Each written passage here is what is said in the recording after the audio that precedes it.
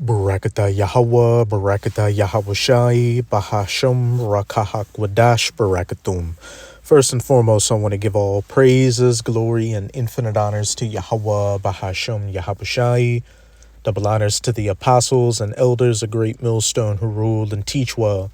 In peace and salutations to you sincere Akim out there, pushing this word in truth and sincerity to the four corners of the globe. May you brothers endure until the end. This is the brother Ra'aya coming at you with another lesson. I'm going to start it off with an article from WeGotThisCover.com titled, He's Threatening Martial Law. Donald Trump casually claims towns look better when there's military in the streets. The man who dodged military drafting 4 times says he loves military presence. And hey, Nero 47, ever since he got into office last January, hasn't disappointed.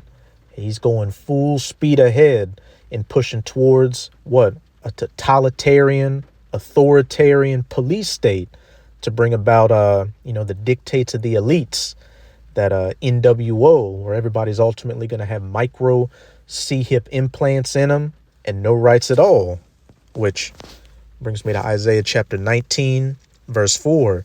And the Egyptians, speaking of the spiritual Egyptians as pursuant to Revelation 11, verse 8, these Americans, especially these American Edomites, the so-called white people, which, you American Edomites are seeing that your so-called white privilege isn't being so much of a privilege anymore. Just look at what happened with Renee Good with ICE. And the Egyptians will I give over into the hand of a cruel Lord, and a fierce king shall rule over them, saith the Lord, Yahweh of hosts. And this sounds like a statement from a fierce king. DJ Donald Trump casually claims towns look better when there's military in the streets. And, as Jesse Ventura said, the other week, how you're in a third world country when you got military on the streets, which, is a telltale sign.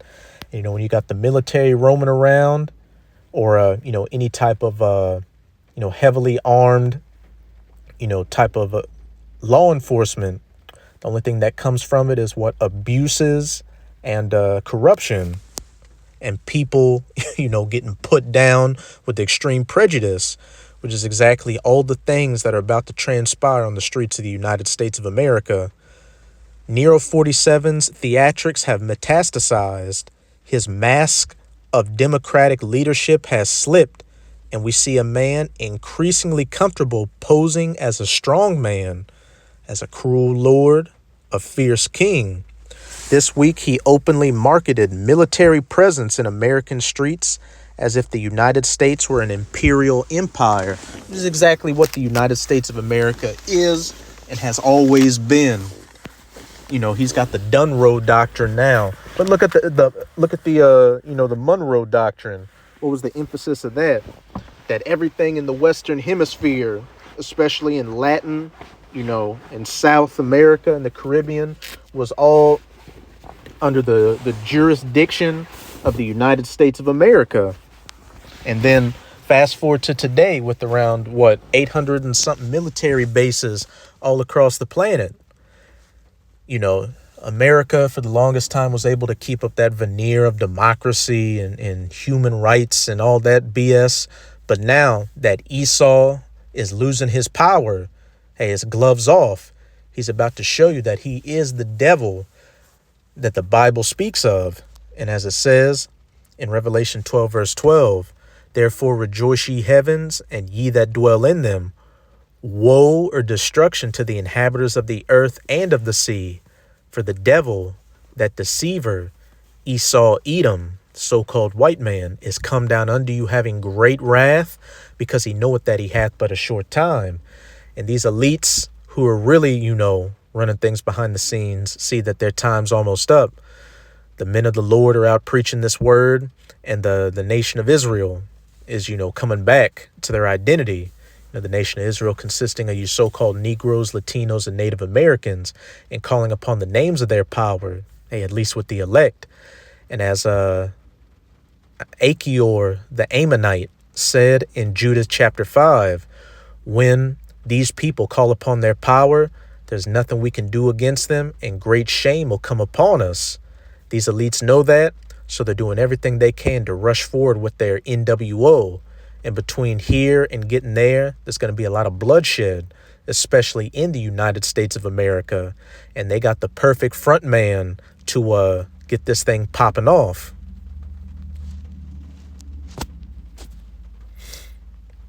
At a White House press briefing on Tuesday, Nero 47 proudly described Washington, D.C. as beautiful again, but not because of long-term investment, community trust, or accountable governance, because of massive numbers of federal law enforcement officers and the National Guard deployed in the streets. He lingered on the imagery, savoring it. To me, a town looks better when you have military people, big, strong guys. You look at them and say, we're not going to mess with them. Nero 47 claimed that after federal task forces were deployed in D.C. and Memphis, crime dropped almost to nothing. He told reporters that the capital has been transformed from a very, very dangerous place. Now you can walk through the city with your child and your loved one and your lover and not be killed. He also boasted about fences coming down and graffiti being removed, but tellingly he praised troops for picking up garbage and mud, even though that's not their job description. For him, they should mask up and take to the streets holding rifles at all times. But for most of the world, a visible military presence in civilian streets doesn't signal peace.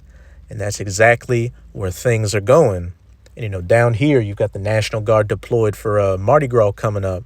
And I remember, when they first got down here a couple of weeks ago, some of them had sidearms or, some of them didn't have anything.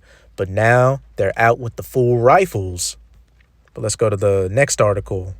But wait, there's more. Because remember what that last little sentence said. For him, they should mask up and take to the streets holding rifles at all times. But for most of the world, a visible military presence in civilian streets doesn't signal peace. This is an article from the peoplesvoice.tv. Pentagon deploys thousands of soldiers in anticipation of mass civil unrest, which civil unrest is another thing coming. Isaiah 19:2, and I will set the Egyptians, the Americans against the Americans, and they shall fight, everyone against his brother and everyone against his neighbor, city against city, and kingdom against kingdom. Civil war. The Pentagon has deployed thousands of active duty military police soldiers across America in anticipation of mass civil unrest. A prepare to deploy order was issued yesterday for members of an Army military police brigade stationed at Fort Bragg, according to reports. At least a few hundred soldiers are being prepared for the possible mobilization to Minneapolis. MS.Now reports. Asked for comment, a Pentagon official said, "We have nothing to announce at this time, and any tip about this is pre-decisional." The possible infusion of military police is in addition to the Pentagon orders last Friday that 2 battalions with the Army's 11th Airborne Division prepare to deploy. The 11th Airborne is stationed in Alaska and specializes in wintry weather conditions. Each infantry battalion has at least 500 soldiers. Slovakia.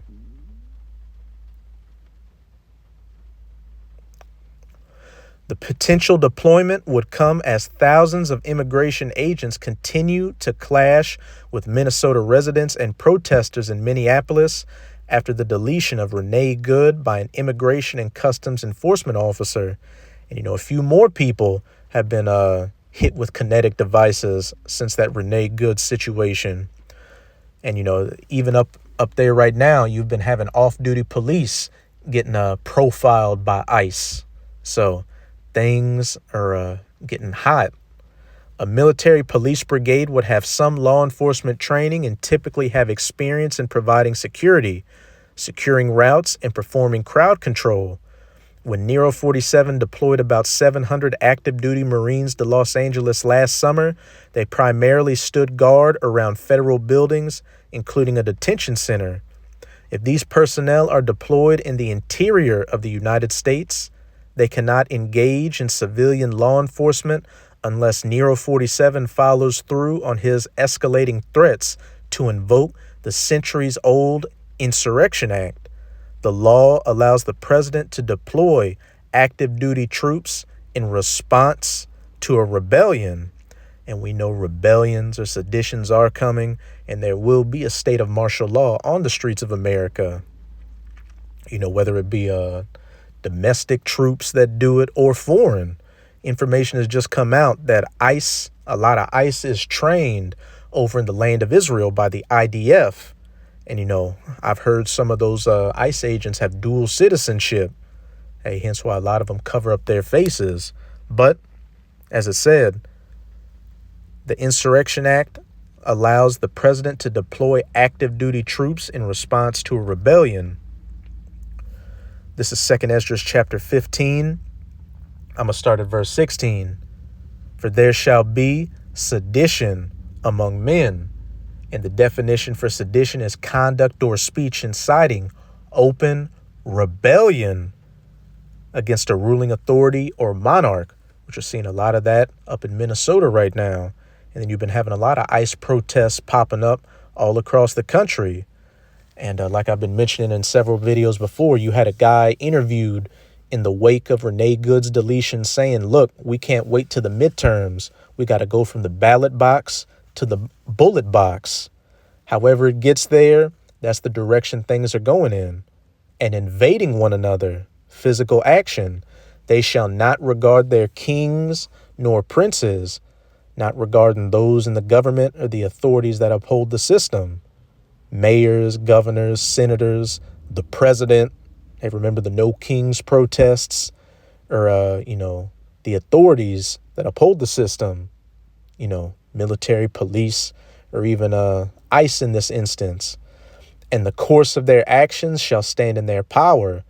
A man shall desire to go into a city and shall not be able. What does that sound like?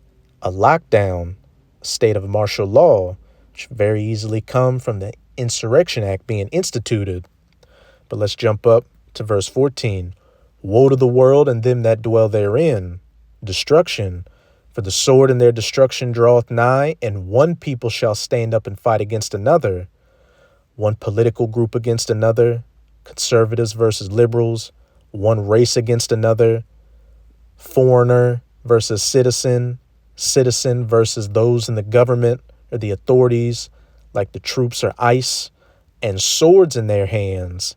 And the modern day sword on the streets of America is that gun. But now I'm going to go to my last bit of information on the apnews.com. Immigration officers assert sweeping power to enter homes without a judge's warrant, memo says. And remember what Vice President J.D. Vance said. ICE is going to start going door to door. Federal immigration officers are asserting sweeping power to forcibly enter people's homes without a judge's warrant, according to an internal immigration and customs enforcement memo obtained by the Associated Press, marking a sharp reversal of long-standing guidance meant to respect constitutional limits on government searches, which I think it was George W. Bush that said it during his presidency. At this point, the Constitution is just a piece of paper. The memo authorizes ICE officers to use force to enter a residence based solely on a more narrow administrative warrant to arrest someone with a final order of removal, a move that advocates say collide with Fourth Amendment protections and upends years of advice given to immigrant communities. The shift comes as the Nero 47 administration dramatically expands immigration arrests nationwide, deploying thousands of officers under a mass deportation campaign that is already reshaping enforcement tactics in cities such as Minneapolis. For years, immigrant advocates, legal aid groups, and local governments have urged people not to open their doors to immigration agents unless they are shown a warrant signed by a judge. That guidance is rooted in Supreme Court rulings that generally prohibit law enforcement from entering a home without judicial approval. The ICE directive directly undercuts that advice at a time when arrests are accelerating under the administration's immigration crackdown. The memo itself has not been widely shared within the agency, according to a whistleblower complaint, but its contents have been used to train new ICE officers who are being deployed into cities and towns to implement the president's immigration crackdown. New ICE hires and those still in training are being told to follow the memo's guidance instead of written training materials that actually contradict the memo, according to the whistleblower disclosure. But hey, this fierce king and cruel lord, Nero 47, fancies himself as the emperor of America. So, like he said, a couple of days into his reselection, he quoted Napoleon saying, sometimes a leader of a country has to disregard the rules of the land to get things done. And we're seeing that's that spirit he's going full forward ahead with. And who's the main target of these immigration raids? So-called Latinos right now of the Northern Kingdom. But best believe things are going to spill over to the Southern Kingdom too. Your so-called Negroes, which they're already starting to get on, Haitians and Caribbeans. But they really want to get at you, you jakes that call yourself a FBA, a foundational Black American. But regardless, this is just more signs of Jacob's trouble. And when you go door to door and find somebody who you want to take, what do? Cast them out of their houses. Which brings us to 2 Esdras chapter 16, verse 70. For there shall be in every place and in the next cities a great insurrection upon those that fear the Lord, you Israelites. They shall be like madmen, sparing none. Not sparing Renee Good, not sparing these other people, whether citizen or not, that are getting rounded up, but still spoiling and destroying those that fear the Lord.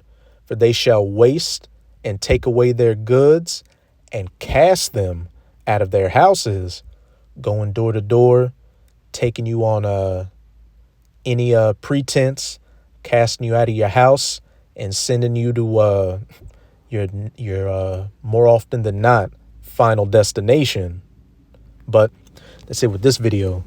With this video, I hope you sincere Akim and Akwath were edified. Hey, as we can clearly see, things are ramping up in 2026, and we ain't even out of the first month yet. So, hey, buckle up and pray to Yahweh Bahashem Yahweh Shai to have that protective hedge over you when this devil, really comes down in great wrath, because he knoweth that he hath but a short time. But as for 2/3 of our people that still don't want to get right, and you heathens in America, hey, it's about to be judgment time. But again, as always, I'm going to give all praises, glory, and infinite honors to Yahweh Bahashem Yahweh Shai. Double honors to the apostles and elders of Great Millstone who rule and teach well. And peace and salutations to you sincere Akim and Akwat out there. Shalom.